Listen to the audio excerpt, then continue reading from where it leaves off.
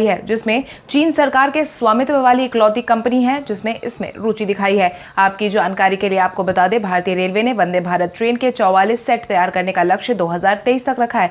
वहीं मिली जानकारी के अनुसार भारतीय रेलवे के स्टैंडर्ड में सरकारी company Bharat heavy electrics limited, Bharat industries electrowave electronics private limited, Medha servo drives private limited, CRRC, pioneer electric company limited और power equipment India private limited ने आवेदन किया है।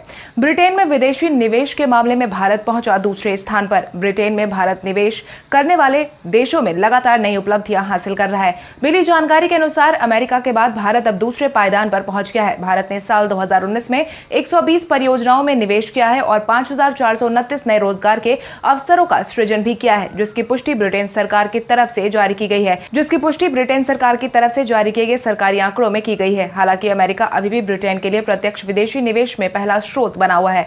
अमेरिका ने अब तक 262 परियोजनाओं में निवेश किया है और 20,131 रोजगार सृजित किए हैं। अमेरिका के बाद भारत, जर्मनी, फ्रांस, चीन और हांगकांग ऐसे देश हैं जिन्होंने ब्रिटेन में निवेश किया है। ऑस्ट्रेलिया और न्यूजीलैंड ने 72 परियोजनाओं में निवेश किया है।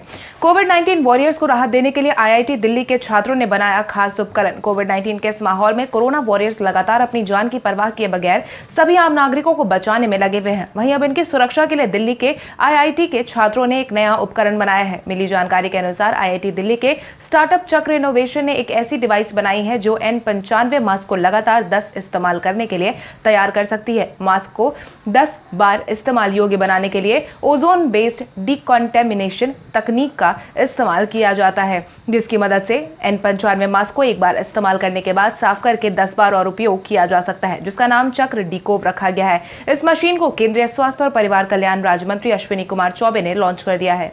एम्स के निदेशक ने 14 दिनों तक लॉकडाउन लागू करने का जारी किया आदेश। एम्स के निदेशक डॉक्टर रणदीप गुलेरिया ने एक बार फिर से कोविड-19 के बढ़ते माहौल को देखते हुए लॉकडाउन को लागू करने का सुझाव पेश किया है, जिसके तहत उन्होंने साफ तौर पर कहा है कि कोविड-19 को रोकने के लिए कम से कम 14 दिन का लॉकडाउन होना चाहिए। छोटे छोटे समय के लिए लॉकडाउन लगाने से इसके प्रसार को रोकने में काफी मदद मिलेगी। बड़े शहरों में अगले कुछ हफ्तों में नए मामलों के बढ़ने में कमी आएगी।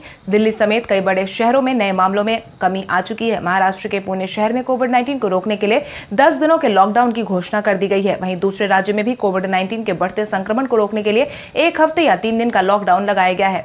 तिरुवनंतपुरम में लॉकडाउन की अवधि को बढ़ाया गया 1 हफ्ते और कोविड-19 के बढ़ते प्रभाव को ध्यान में रखते हुए केरल सरकार ने अपनी राजधानी तिरुवनंतपुरम में लॉकडाउन की अवधि को 1 हफ्ते और बढ़ा दिया है। केरल के मुख्यमंत्री P. विजयन ने इस बात की जानकारी दी है। साथ ही यह भी बताया है कि कंटेनमेंट जोन में ट्रिपल लॉकडाउन जारी रहेगा। आपकी जानकारी के लिए आपको बता दें, राज्य सरकार ने कोविड-19 के बढ़ते मामलों को देखते हुए यह फैसला लिया है। केरल के विभिन्न इलाके में लॉकडाउन लगाए जाने के बाद से देश या दूसरे राज्यों से आए अब तक के 2400 लोगों को कोविड-19 प्रभावित पाया गया है। वहीं ट्रिपल लॉकडाउन के दौरान सरकार ने नियमों को और ज्यादा सख्त बना दिया है, जिसके तहत शहर की सभी सड़कों को पूरी तरीके से बंद करने का फैसला सुनाया गया है। ट्रैफिक नियम की जानकारी अब जल्द ही मिलेगी गूगल मैप के जरिए। अक्सर गूगल मैप रास्ता दिखाने में बेहद ही कारगर साबित होता है, मगर जल्द ही गूगल मैप की मदद से एक और नए फीचर का लाभ उठा सकेंगे। मेरी जानकारी के अनुसार गूगल ने अपने गूगल मैप ऐप में ट्रैफिक सिग्नल के बारे में जानकारी साझा करने का फैसला सुनाया है। इतना ही नहीं, लोगों की जरूरत के आधार पर गूगल और एप्पल दोनों ही कंपनी अपने मैपिंग ऐप को लगातार अपडेट भी करते रहते हैं। वहीं गूगल की तरफ से जारी किए गए नए फीचर के तहत लोग मौके पर ही तुरंत ट्रैफिक सिग्नल के बारे में जानकारी हासिल कर सकेंगे। इसके अलावा यदि कोई यूजर जाम में फंसने से बचना चाहते हैं तो आप इसमें देख सकेंगे कि ट्रैफिक सिग्नल रेड है या ग्रीन। इसके बारे में भी जानकारी प्राप्त की जा सकेगी। हालांकि अभी यह फीचर टेस्टिंग मोड में चल रहा है। जल्द ही इसे एंड्रॉइड और iOS यूजर के लिए रोल कर दिया जाएगा। बाजार में सोने से लेकर हीरे तक का मास्क कर रहा है ट्रेंड। कोविड-19 के इस माहौल में स्वास्थ्य विभाग ने सभी आम नागरिकों से मास्क के इस्तेमाल पर खास ध्यान देने की अपील की थी, जिसके बाद से अब तक बाजार में कई तरह के मास्क देखे जा सकते हैं। मधुबनी पेंटिंग से लैस समेत कई तरह के मास्क बाजार में मिलने लगे हैं। कुछ दिनों पहले सोने के बने मास्क को भी बाजार में देखा गया था। वहीं अब हीरे से जड़ित मास्क भी बाजार में मिलने लगे हैं। मिली जानकारी के अनुसार गुजरात के सूरत में आभूषणों की दुकान में हीरे जड़ित मास्क बेचे जा रहे हैं। हीरा व्यापारियों ने यह मास्क खासतौर पर विवाह के अवसर पर पहनने के लिए बनाया है। इस मास्क की कीमत 1 लाख से लगभग 4 लाख तक बताई जा रही है।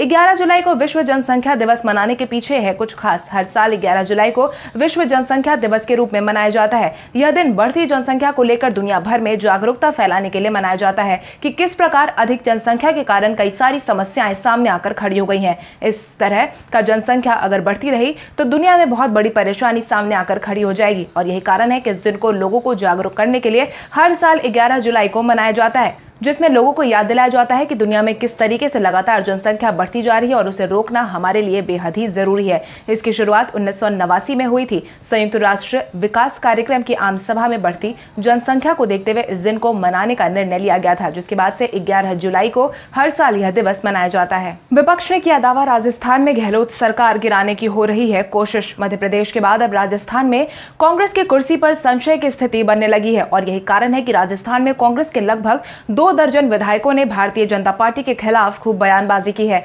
जिसके तहत 2 दर्जन विधायकों का कहना है कि भारतीय जनता पार्टी राज्य की अशोक गहलोत सरकार को गिराने की साजिश रच रही है। जिसके तहत कांग्रेस ने साफ कहा है कि हमारे पास पूरी जानकारी है कि भाजपा के वरिष्ठ नेता इस साजिश में शामिल है, जो कांग्रेस के विधायक और समर्थित विधायकों और अन्य से संपर्क करके उन्हें तरह तरह के प्रलोभन देकर गुमराह करने की कोशिश कर रहे हैं। मगर कांग्रेस ने यह भी दावा किया है कि राज्य में कांग्रेस और उसके समर्थन देने वाले सभी विधायक इस तरह के प्रयासों को सफल नहीं होने देंगे। WHO ने की मुंबई के धारावी की तारीफ। विश्व स्वास्थ्य संगठन ने मुंबई की सबसे बड़ी बस्ती धारावी में कोविड-19 के संक्रमण पर लगाए गए ब्रेक की सराहना की है, जिसके तहत WHO ने साफ तौर पर कहा है कि धारावी में कोविड-19 फैलने से रोकने के लिए किए गए प्रयासों की वजह से आज यह इलाका कोविड-19 से मुक्त होने की कगार पर है। इतना ही नहीं, WHO के प्रमुख ने यह भी कहा है कि दुनिया भर में कई उदाहरण हैं जिन्होंने दिखाया है कि भले ही कोविड-19 का प्रभाव बहुत तेज है, फिर भी इसे नियंत्रण में लिया जा सकता है। मुंबई के स्लम एरिया में टेस्टिंग, प्रोसेसिंग, सोशल डिस्टेंसिंग और संक्रमित मरीजों का तत्काल इलाज के कारण ही यहां के लोग इस परीक्षा को पास कर पाए हैं। केंद्र सरकार ने शुरू की एक और बड़ी योजना, जिसकी पुष्टि केंद्रीय मंत्री गिरिराज सिंह ने की है, जिसके तहत उन्होंने बताया है कि सरकार ने अगले 5 सालों में मत्स्य उत्पादन बढ़ाने के लिए बड़े ऐलान किए हैं, जिसके तहत सरकार ने 20,050 करोड़ रुपए की नई योजना शुरू की है, जो कि देश भर में स्थापित की जाएगी। इतना ही नहीं, केंद्रीय मंत्री गिरिराज सिंह ने आगे यह भी बताया है कि सरकार ने केंद्रीय मत्स्य पालन, पशुपालन के लिए और साथ ही मछुआरों को ध्यान में रखते हुए मछलियों की वांछित प्रजातियों के उपलब्धता को सुनिश्चित करने के लिए मत्स्य कार्य बैंक की स्थापना सरकार करने वाली है। आपकी जानकारी के लिए आपको बता दें, केंद्रीय मंत्री गिरिराज सिंह ने उक्त बातें राष्ट्रीय मत्स्य कृषक दिवस पर एक वेबिनार को संबोधित करने के दौरान कही है। कोविड-19 के इस माहौल में गेहूं किसानों की आय में हुई बढ़ोतरी। कोविड-19 के इस माहौल में गेहूं किसानों की आय में भारी बढ़ोतरी देखी गई है। मिली जानकारी के अनुसार सरकारी एजेंसियों ने इस साल किसानों के MSP पर रिकॉर्ड 389.48 लाख टन गेहूं की खरीदारी की है, जो कि इससे पहले के रिकॉर्ड स्तर से करीब 8 लाख टन से ज्यादा है। इससे पहले 2012-13 में सरकारी एजेंसियों ने किसानों से न्यूनतम समर्थन मूल्य पर 381.48 लाख गेहूं टन की खरीदारी की थी, जिसकी पुष्टि भारतीय खाद्य निगम की वेबसाइट पर की गई है, जहां पर प्रकाशित आंकड़ों के अनुसार चालू रबी विपणन साल में देश भर में सरकारी एजेंसियों ने 389.48 लाख टन की खरीदारी की है। इतना ही नहीं, कोविड-19 के इस माहौल में इस साल करीब 10.72 करोड़ टन गेहूं उत्पादन होने का अनुमान लगाया गया है, जिसकी पुष्टि केंद्रीय कृषि एवं किसान कल्याण मंत्रालय की तरफ से जारी किए गए आंकड़ों के बाद हुई है। 15 को मुकेश अंबानी कर सकते हैं अहम घोषणाएं। 15 जुलाई को अपने 43वें एनुअल जनरल मीटिंग के दौरान रिलायंस इंडस्ट्रीज कुछ अहम घोषणाएं कर सकती है। हर साल आयोजित होने वाले वार्षिक बैठक हालांकि इस साल बड़े स्तर पर आयोजित नहीं करवाई जाएगी, मगर उम्मीद है कि जारी किए गए रिलायंस के एनुअल जनरल मीटिंग में नई योजनाओं और प्रोजेक्ट को दर्शाया जाएगा। मिली जानकारी के अनुसार इस मंच से कंपनी जियोफोन 3, जियोफोन लाइट और जियो मार्ट को लेकर बड़ी घोषणा कर सकती है, जिसकी पुष्टि रिलायंस इंडस्ट्रीज लिमिटेड की तरफ से साझा की गई है। आपकी जानकारी के लिए आपको बता दें, 15 जुलाई को आयोजित होने वाली मीटिंग दोपहर 2 बजे से शुरू होगी और वीडियो कॉन्फ्रेंसिंग के माध्यम से की जाएगी। हवा के कारण कोविड-19 संक्रमण फैलने की पुष्टि के लिए WHO ने मांगे साक्ष्य। कोविड-19 के बढ़ते संक्रमण को लेकर के हाल ही में वैज्ञानिकों द्वारा किए गए शोध में इस बात का खुलासा किया गया था कि कोविड-19 का संक्रमण हवा के माध्यम से फैलने लगा है, जिसकी पुष्टि के लिए WHO ने और साक्ष्य की मांग की है, क्योंकि WHO ने पहले ही साफ कर दिया था कि कोविड-19 का संक्रमण हवा के माध्यम से नहीं होता है, यह सिर्फ संक्रमित व्यक्ति के थूकने या ड्रॉपलेट से ही सामने वालों की शरीर में पहुंचता है। इतना ही नहीं, WHO ने बीते दिन कोविड-19 के प्रसार को रोकने के लिए नए दिशा निर्देश को जारी कर दिया है, मगर नई गाइडलाइन में विश्व स्वास्थ्य संगठन ने हवा के कोरोना के संक्रमण फैलने की पुष्टि नहीं की है, लेकिन साथ ही कहा है कि इससे इसका पता लगाने के लिए और सबूत चाहिए होंगे।